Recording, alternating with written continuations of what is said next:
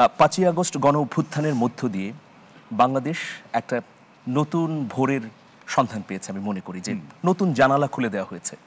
এই 5ই আগস্ট যদি গণ অভ্যুত্থান না হতো, হয়তো এখানে আমরা যারা আছি অনেকেই আসতে পারতাম না, আমাদেরকে ডাকতেনও না, বা এইভাবে মুক্তও থাকতে পারতেন না। এটাই বাস্তবতা, তাই না?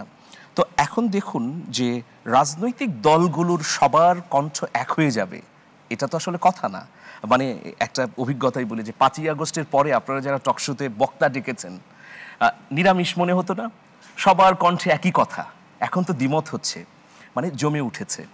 প্রত্যেকের আলাদা আলাদা চিন্তা আছে। ভলতেয়ার কি বলেছে যে আমি তোমার মতে বিশ্বাসী নাও হতে পারি, কিন্তু তোমার মতের প্রকাশের অধিকার রক্ষার জন্য প্রয়োজনে আমি জীবন দিতেও পারবো। এটাই হচ্ছে বিউটি অফ ডেমোক্রেসি। তো এখন বিএনপির রাজনীতি বিএনপি করবে, জামাত তার রাজনীতি করবে, অন্যান্য রাজনৈতিক দল নিজস্ব পন্থায় হাঁটবে, এটা হলো স্বাভাবিক। কিন্তু এখানে স্পষ্টত যদি এইরকম হয় যে বিচারের কথা বললে কেউ যদি মনে করে যে না, কেন বিচারের কথা আসছে, মানে এটা তো খুবই স্পর্শকাতর বিষয়। আমার গৃহকর্মীর সন্তান শহীদ হয়েছে এই আন্দোলনে, তাহলে ধরুন আমি একটা পক্ষ, আমি বিচার প্রার্থী, তো আমি তো বিচার চাইবই। বাংলাদেশের যে কোনো নাগরিক যদি ক্ষতিগ্রস্ত হয় তার বিচার চাওয়ার অধিকার আছে কিনা সংবিধান অবশ্যই।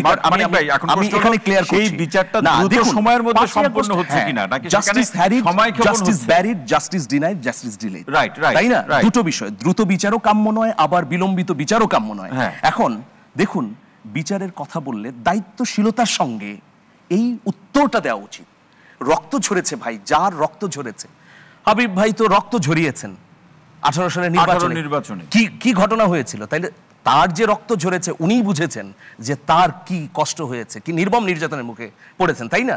তাইলে দেখুন, বিচার যখন বিচারের প্রসঙ্গটি আসবে, রাজনৈতিক দল বা অন্যান্য স্টেক হোল্ডারের একটু মর্যাদার সঙ্গে, শহীদদের প্রতি মর্যাদার সঙ্গে কথা বলা উচিত। কারণ আমি মনে করি যে হ্যাঁ, বিচারটা একদিনে শেষ হবে না। কিন্তু দেখুন 5ই আগস্ট গণ অভ্যুত্থানের পর কি হয়েছে? রাজনৈতিক দল, বিভিন্ন রাজনৈতিক দলের নেতা নেত্রীরা মামলা থেকে খালাস পায়নি। না, এই প্রশ্নটা মামলা থেকে খালাস পেয়েছে কিনা আপনি বলুন। ফাঁসির মৃত্যুদণ্ড প্রাপ্ত আসামিকে খালাস দেওয়া হয়েছে, এটা কি বিচারিক প্রক্রিয়ার মধ্যে হয়েছে না? তাহলে আমি যদি বিচার চাই, আমার বিচার চাইতে আমাকে দিবেন না কেন? মানে এটা কেমন কথা?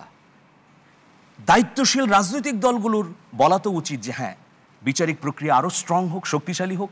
আমরা প্রসিকিউশন টিমকে দেখতে চাই দৃশ্যমান। রাজনৈতিক দলগুলো, কিন্তু রাজনৈতিক দলগুলো সেই কথা বলছে। কিন্তু মানিক ভাই, আপনার কাছে আমার প্রশ্ন হচ্ছে যে এই চাওয়া বললেই বিচার না, কি বিচারের জন্য কি নির্বাচন পিছিয়ে যাবে? বিচারের জন্য কি আমার এটা হবে? বিচার কি এখনই হবে? ভাইরে, বিচার তো আমি এখন চাচ্ছি না।